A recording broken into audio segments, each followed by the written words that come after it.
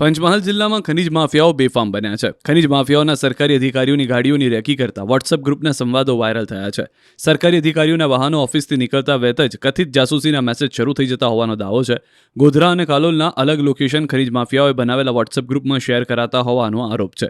જિલ્લા ખાણ ખનીજ, કાલોલ મામલતદાર, ઘોઘંબા મામલતદાર સહિતના સરકારી અધિકારીઓની કથિત જાસૂસી કિસ્સા સામે આવતા જિલ્લામાં ખળભળાટ મચ્યો છે.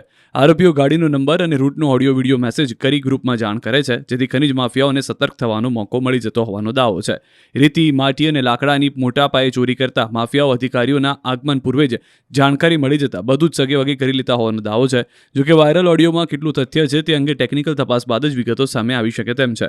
ગોધરા પ્રાંત અધિકારી આ અંગે જણાવ્યું છે કે અગાઉ પણ સાયબર ક્રાઇમ મુજબ સંડોવાયેલા વ્યક્તિઓ સામે કાર્યવાહી કરવામાં આવી હતી અને હાલ પણ બાબત ધ્યાનમાં આવતા જ આગામી દિવસોમાં આવા વ્યક્તિઓ સામે કાર્યવાહી કરવામાં આવશે.